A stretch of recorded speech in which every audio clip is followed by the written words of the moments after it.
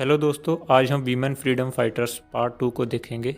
Captain Lakshmi Sehgal. इनका जन्म सन 1914 में एक तमिल परिवार में हुआ। इनके पिता एक लॉयर थे और माँ एक सोशल एक्टिविस्ट। इन्होंने एमबीबीएस की पढ़ाई की। ये एक पॉलिटिकल फैमिली से थी और आज़ादी की लड़ाई का हिस्सा बनना चाहती थी, पर इन्होंने सबसे पहले अपनी स्टडीज़ कंप्लीट की और 1940 में वह डॉक्टर बन जाती है। उस समय द्वितीय विश्व युद्ध शुरू हो गया था। तब अंग्रेज अपनी सेना में डॉक्टरों की भर्ती कर रहे थे। वह अंग्रेज सेना में नहीं जाना चाहती थी और इसीलिए वह सिंगापुर चली जाती है। वहाँ वह अपना प्राइवेट क्लिनिक खोल लेती है और वहाँ काफ़ी साउथ इंडियंस का इलाज करती है। 1943 में इनका मिलाप नेताजी सुभाष चंद्र बोस जी से होता है। जब नेताजी सेना में एक महिलाओं की टुकड़ी बनाने की बात करते हैं तो लक्ष्मी सहगल अपना नाम दे देती है। बाद में नेताजी उसे अपनी आर्मी इंडियन नेशनल आर्मी में ले लेते हैं और एक रानी ऑफ झांसी रेजिमेंट की कमांडर बना देते हैं। बाद में कैप्टन लक्ष्मी सहगल के प्रयासों से काफ़ी लड़कियां इस रेजिमेंट से जुड़ती हैं। वह कर्नल के पद से रिटायर हुई।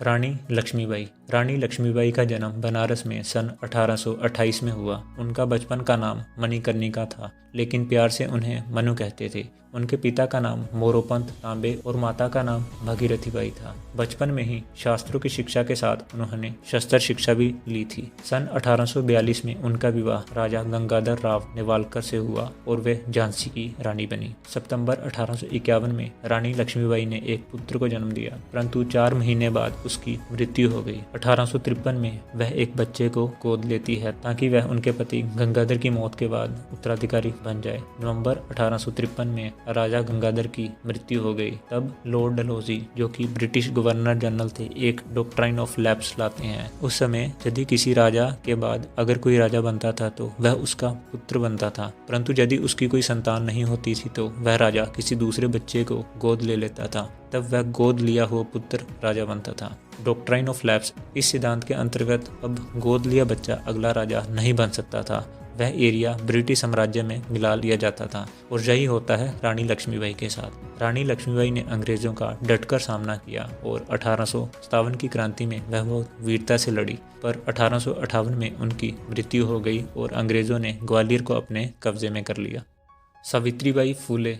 सावित्रीबाई फूले हमारे भारत की प्रथम महिला शिक्षक और समाज सुधारक थी। उनका जन्म 1831 में हुआ। इनकी शादी 1840 में ज्योतिबा फूले जी से हुई। ज्योतिबा फूले भी एक समाज सुधारक थे। वह सावित्रीबाई फूले के पहले टीचर और गुरु बने। सावित्रीबाई ने अपने पूरे जीवन में विधवा विवाह, महिला शिक्षा और छुआछूत मिटाने की दिशा में बहुत काम किया। उनके समय में महिलाओं को शिक्षा देना पाप माना जाता था। तब सावित्रीबाई ने अपने पति के साथ मिलकर एक बालिका विद्यालय शुरू किया। जब वह अपने घर से स्कूल की तरफ जाती थी तब इन पर गंदगी और कीचड़ फेंका जाता था, पर इसके बावजूद भी यह आगे बढ़ती रही। 1896-97 में हमारे देश में जब प्लेग नामक बीमारी आती है तो तब मरीजों की सेवा करते हुए इन्होंने अपनी जान गंवा दी। अंग्रेजों के शासन के दौरान इन्होंने महिलाओं के अधिकारों की रक्षा के लिए महत्वपूर्ण योगदान दिया। अरुणा असफ अली। आखिर 9 अगस्त 1942 को अरुणा असफ अली ने ऐसा क्या किया जिसे हम अगस्त क्रांति दिवस मनाते हैं। जिस समय महिलाओं का नौकरी करना आम बात नहीं होती थी, तब वह कोलकाता के एक स्कूल में पढ़ाती थी। वह महज